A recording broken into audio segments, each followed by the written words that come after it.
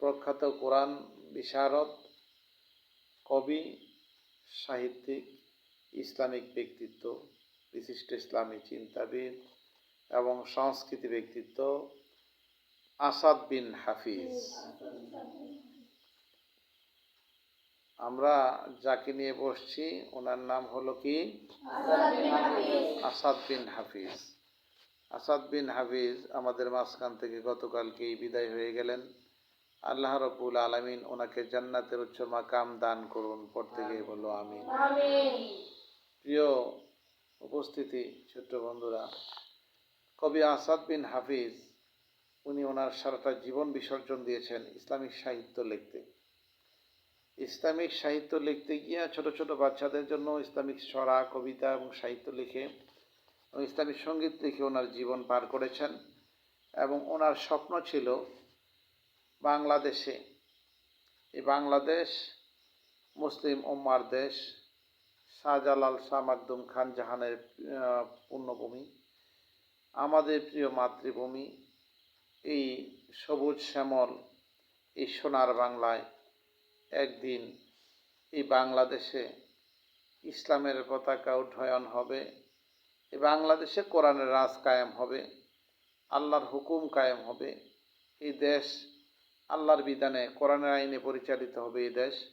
এই চিন্তা চেতনা লালন করেই আসাদ বিন হাফিজ তার সাহিত্যকর্ম চালিয়ে গিয়েছিলেন।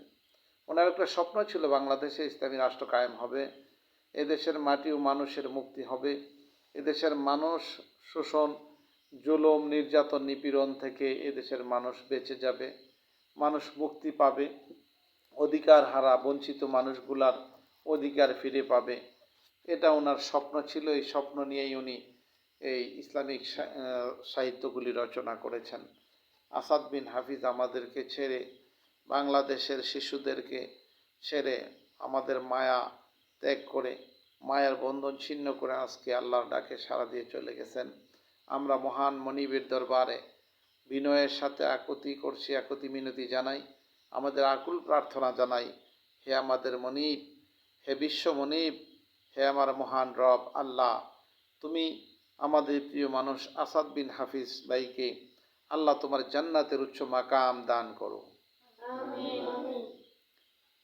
ওনার পরিবার পরিজন যারা বেঁচে আছে তাদের উপরে আল্লাহ তুমি অমিয় তারা রহমত বর্ষণ করো এবং তাদের সুখ সইবার শক্তি দান করো।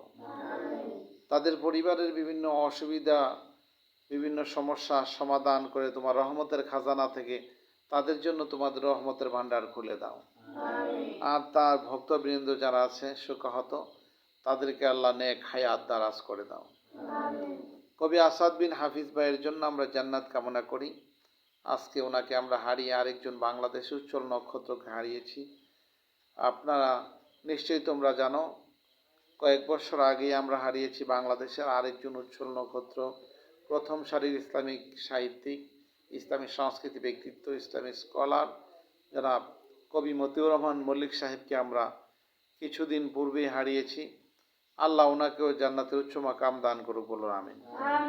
আরেকজন ইসলামিক স্কলার, ইসলামিক ব্যক্তিত্বকে আমরা হারিয়েছিলাম, যিনি ইসলামিক গবেষক এবং চিন্তাবিদ ছিলেন তিনি জনাব, এবং বাংলাদেশে ইসলামিক লেকচারারও ছিলেন, বড় বড় আলেমদের উস্তাদ, বড় বড় আলেমদের শ্রদ্ধেয় ব্যক্তিত্ব ছিলেন, যিনি প্রখর চিন্তাবিদ ছিলেন। বিভিন্ন প্রশ্নের উত্তর যার কাছে জানা ছিল, হাদিস বিশারদ আল্লামা লুৎফর রহমান সাহেব রাহিমাহুল্লাহ, আল্লাহ ওনাকেও জান্নাত নসিব করুক, বলো আমিন।